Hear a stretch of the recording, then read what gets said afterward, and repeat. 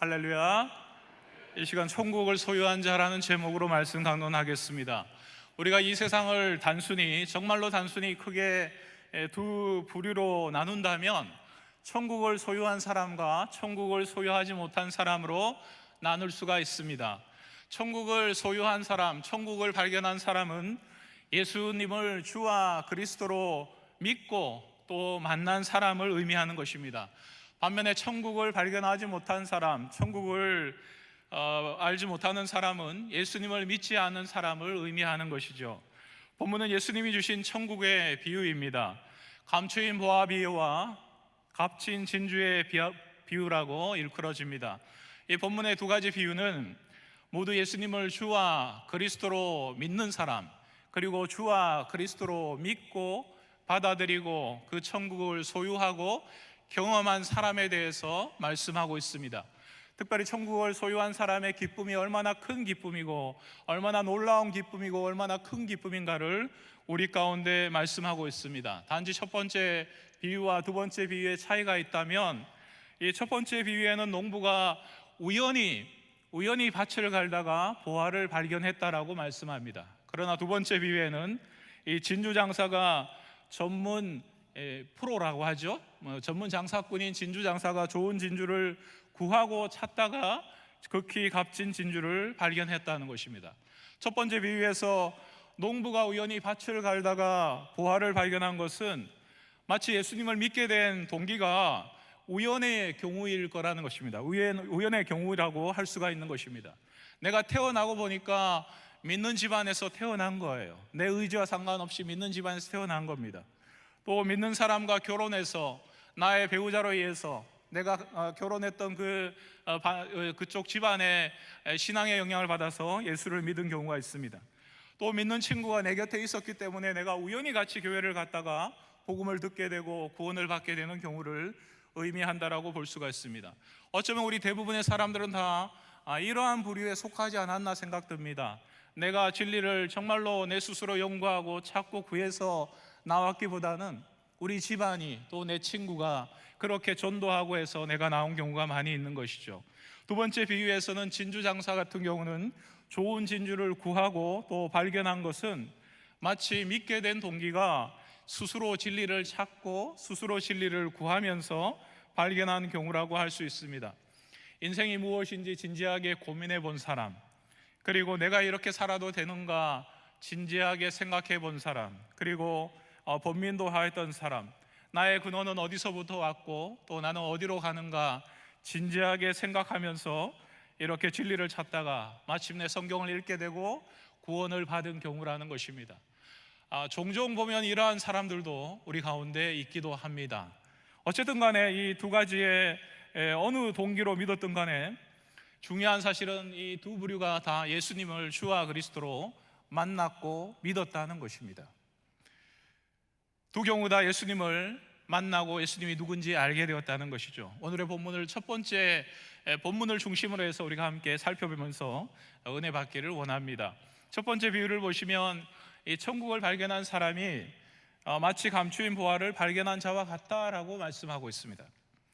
옛날에는 은행이나 보험과도 같은 제도가 없었습니다. 그래서 중요한 보화나 중요한 재물 같은 것을 어떻게 보관했냐 하면 큰 항아리에 담아서 자기 소유인 밭에다가 묻어두곤 하였다는 것입니다. 그러나 우리가 이스라엘이나 이 팔레스타인의 역사를 읽어보면 알 수 있듯이 그러다가 이렇게 전쟁이 종종 발생한다는 거예요.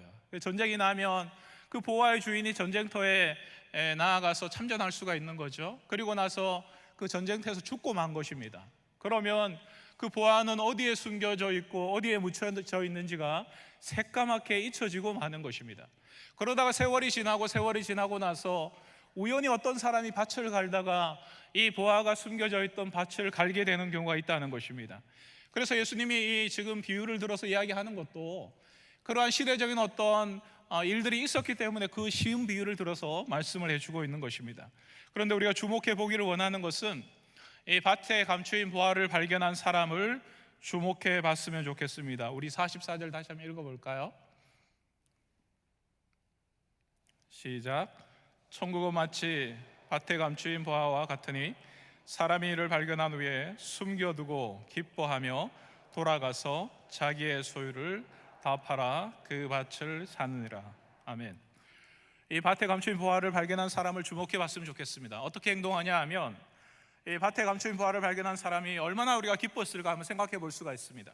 그 보화라면 이제 부유한 생활을 할 수가 있게 된 거라는 거예요. 그 보화라면 이제 사랑하는 가족들과 함께 행복한 삶을 살 수가 있다는 것입니다. 더 이상 먹고 사는 문제로 인해서 고민하지 않아도 될 정도로 지극히 값비싼 보화를 발견했다는 것입니다. 그래서 그는 이렇게 합니다. 기뻐 돌아갔다라고 말씀하고 있습니다. 그리고 나서 기뻐 돌아가서 중대한 결심을 하였습니다. 어떤 결심을 하였냐 하면, 자기가 소유하고 있는 모든 것들을 다 팔아서 다 팔았다라고 이야기합니다. 말씀해 보세요. 숨겨두고 기쁘게 돌아가서 자기의 소유를 어떻게 했다고요? 다 팔아, 이렇게 이야기합니다. 그리고 그 밭을 사느니라, 이렇게 말씀하고 있습니다.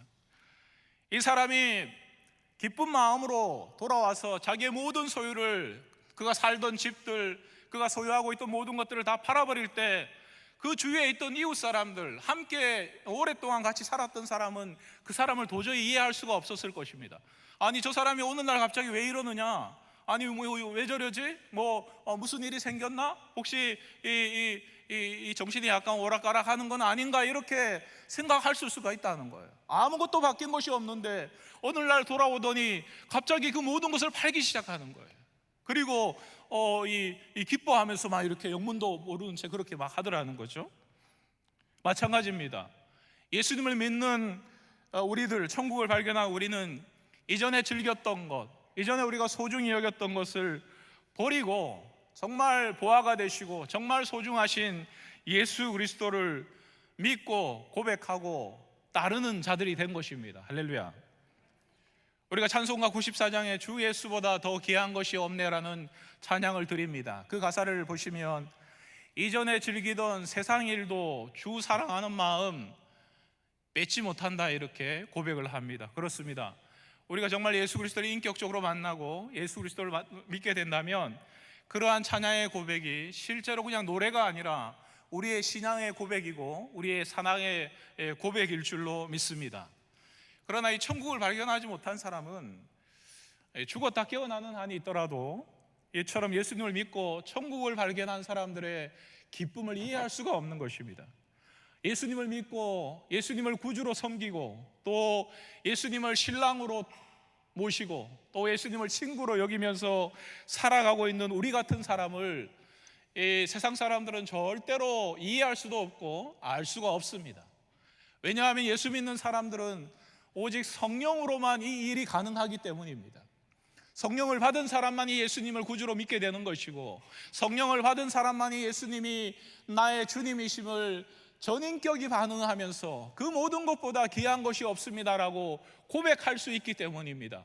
사랑하는 성도 여러분들, 성령을 받으셨습니까? 성령을 받았다면 우리가 이러한 고백을 드릴 수가 있는 것입니다.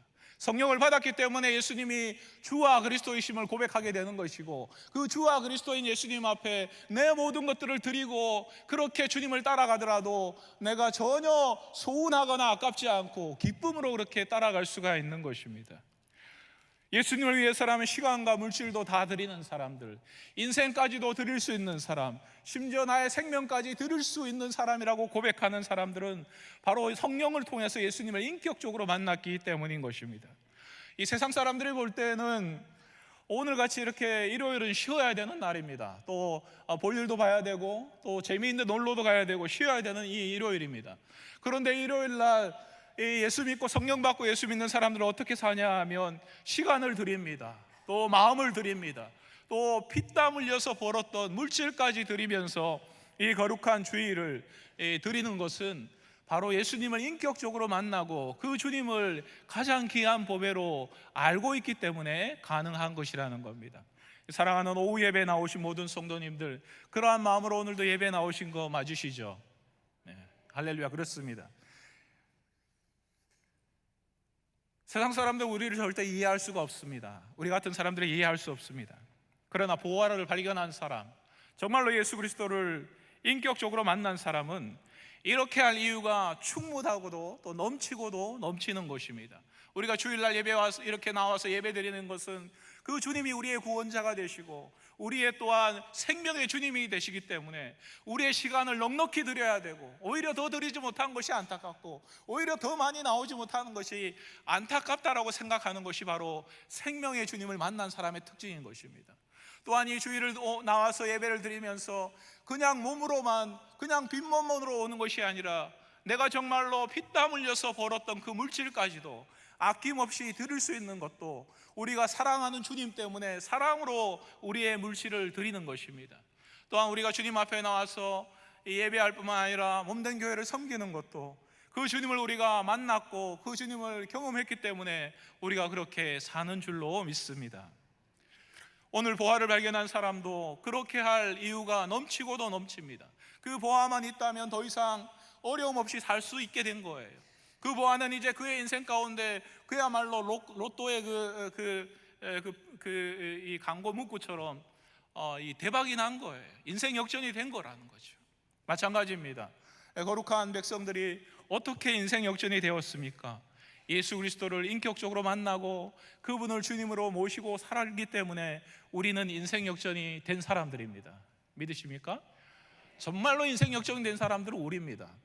아직은 우리가 희미하게 알 수도 있고 또 온전히 다 알지 못하지만 마지막 날이 되면 주님이 다시 이 땅에 오셨을 때 정말 우리가 그 주님을 만남으로 말미암아 우리가 인생 역전된 자들이라는 것을 모두가 고백하게 될 것입니다. 그 자리에 다 설 수 있는 우리가 되기를 주의 이름으로 기도합니다.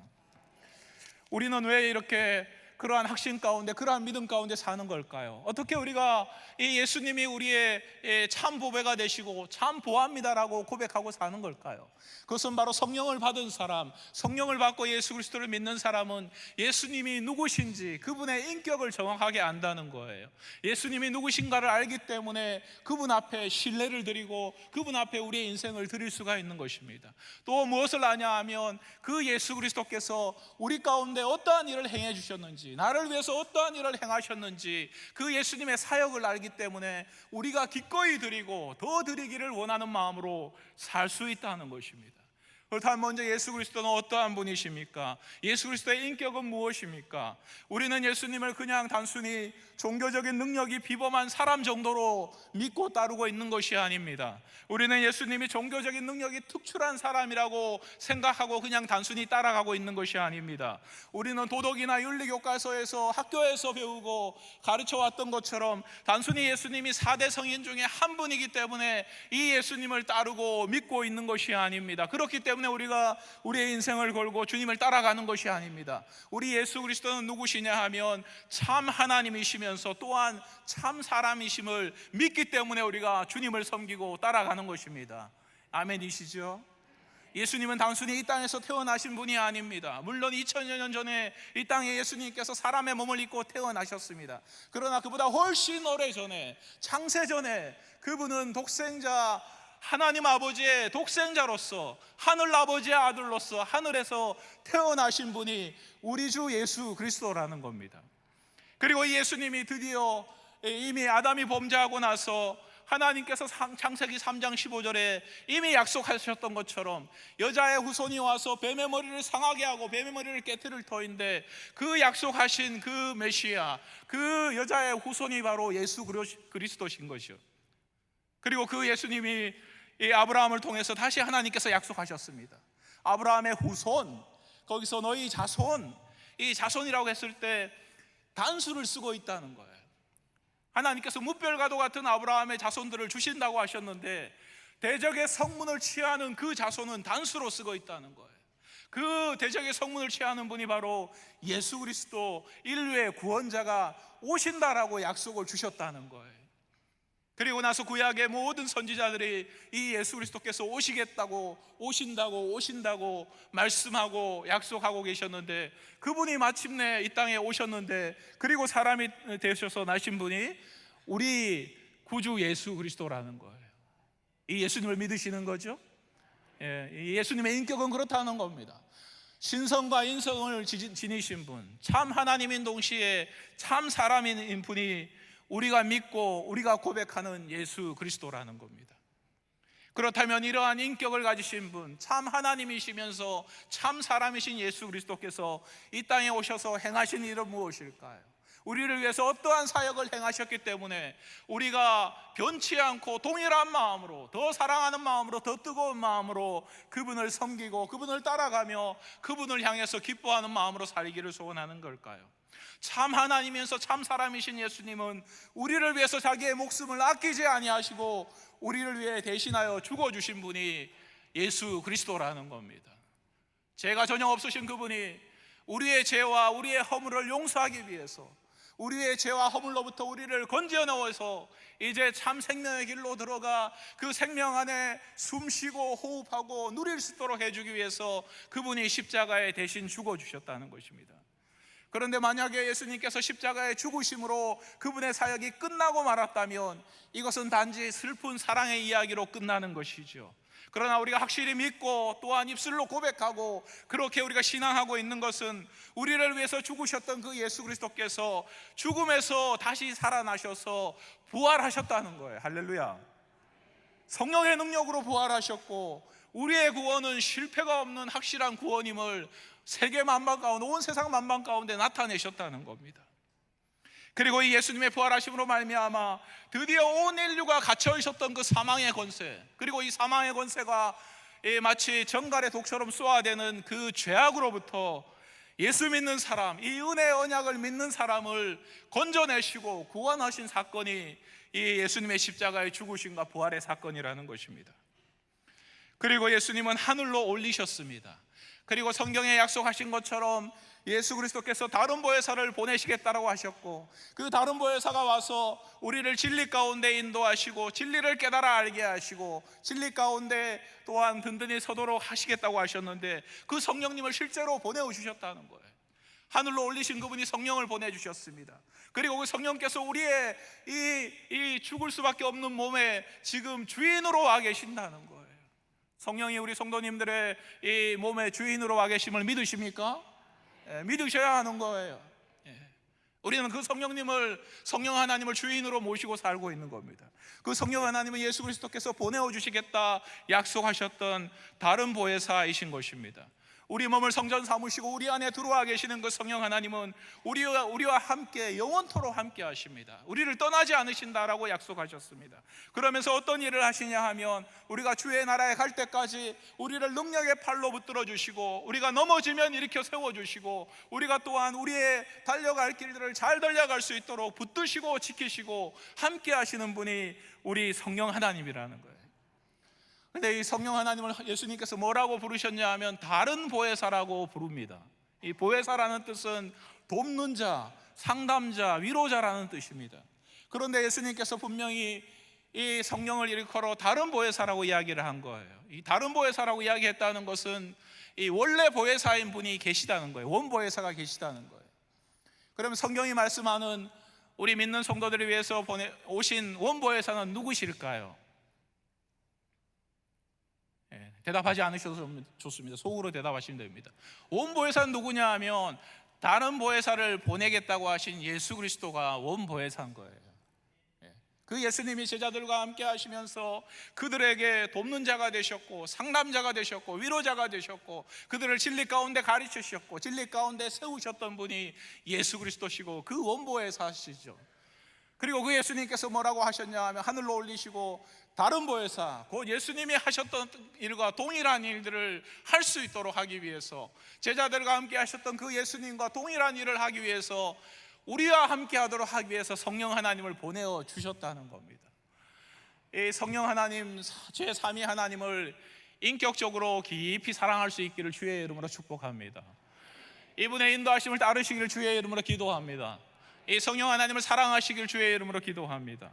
우리가 천국 갈 때까지 믿음에서 낙오하지 않도록 중도에 포기하지 않도록 믿음 생활 잘하여서 하나님의 복을 받아 누릴 수 있도록 하기 위해서 우리 몸을 성전 삼고 찾아오신 분이 다른 보혜사 성령 하나님이라는 겁니다. 그렇기 때문에 이 성령 하나님과 동행하는 것은 너무나 중요한 일이고 우리 인생의 성패와 우리 신앙의 성패가 거기에 달려 있는 거죠.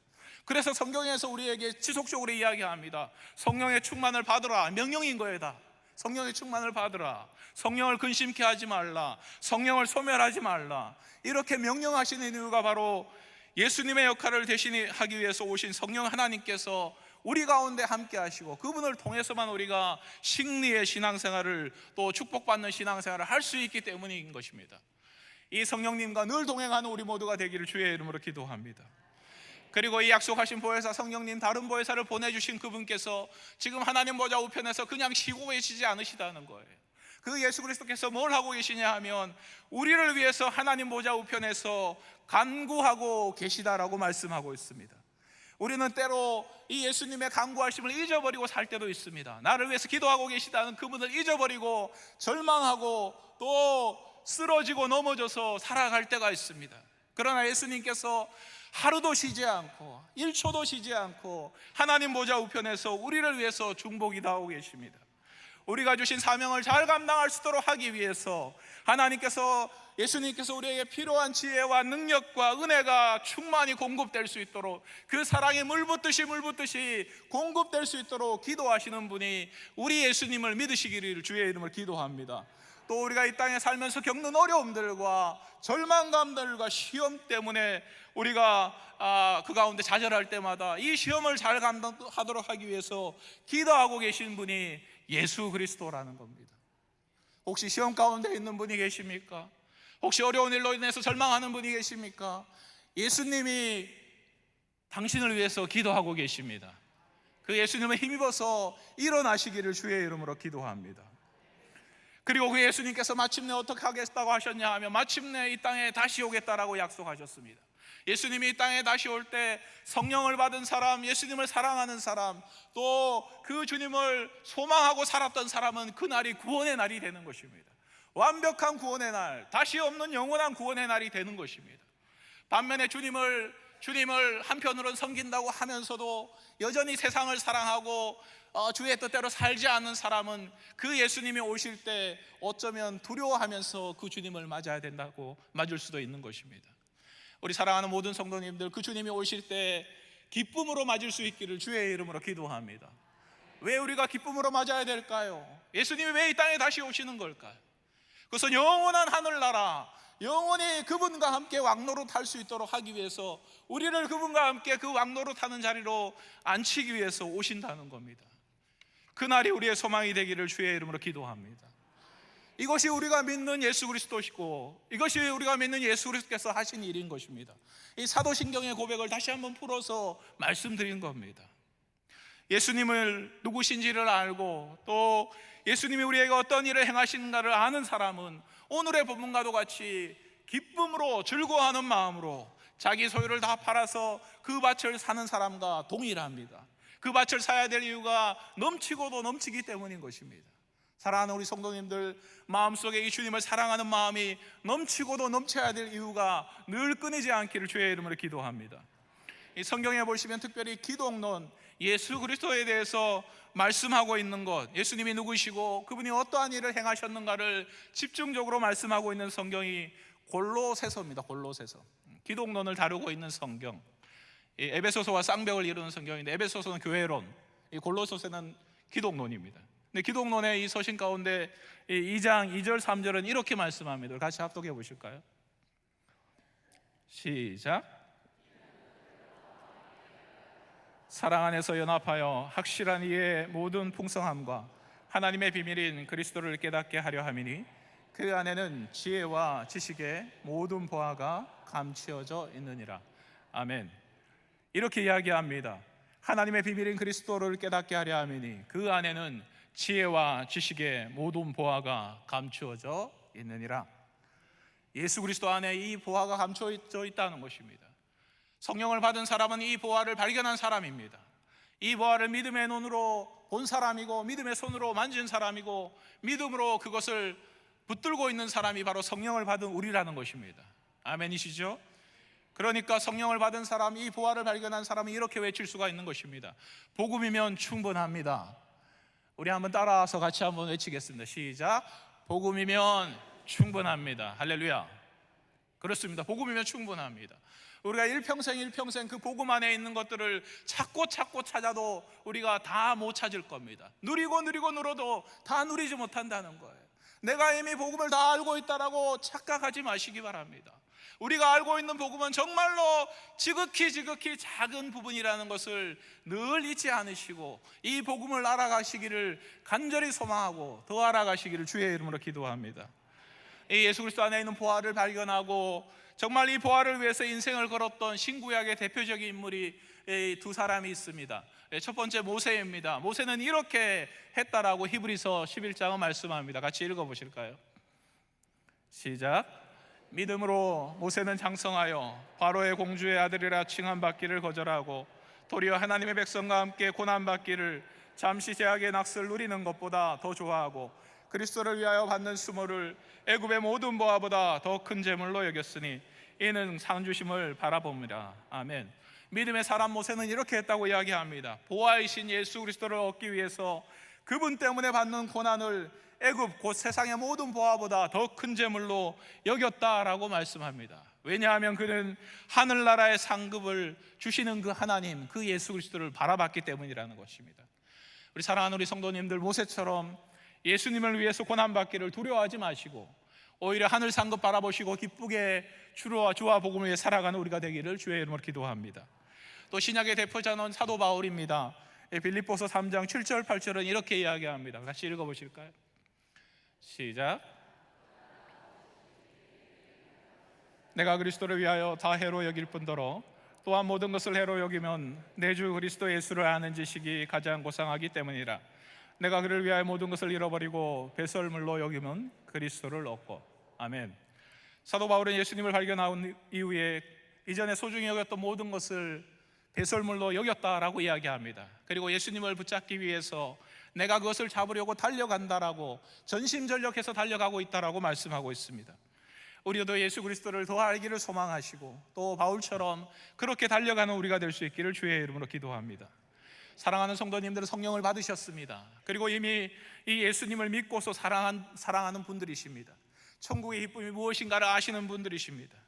이제 참으로 놀기 좋은 가을이 되었습니다. 온 이 산천에 아름다운 단풍이 들 것이고 또 세상에 많은 사람들이 이 관광버스를 대절해서 이 노세 젊어서 노세 하면서 이 하루다 젊었을 때 놀기 위해서 산천으로 이렇게 다닐 겁니다. 물론 우리도 쉴 때도 있고 놀 때도 있고 천지 만물을 지으신 하나님으로 인해서 기뻐할 때도 있습니다. 그러나 우리가 세상 사람들과 확실히 다른 것은 우리는 어떠한 일이 있어도 어떠한 상황 가운데도 변함없이 주님으로 인해 기뻐하고 주님으로 말미암아 살아가는 자들이라는 것입니다. 이 천국의 소유함 기쁨 속에 주신 사명 잘 감당하는 우리 모두가 되기를 주의 이름으로 기도합니다. 기도하겠습니다. 좋으신 하나님 아버지, 우리를 택하여 주시고 보혜사 성령님을 보내어 주심으로 말미암아 예수님을 주와 그리스도로 믿으며 천국의 기쁨을 소유하고 살게 하시니 감사를 드립니다. 세월이 지날수록 천국을 소유한 기쁨이 더욱더 커지게 하시고 그 기쁨으로 말미암아 우리에게 주신 사명을 잘 감당하여서 하나님의 기쁨이 되는 우리 모두가 되게 하여 주시옵소서. 예수님의 이름으로 기도드립니다. 아멘.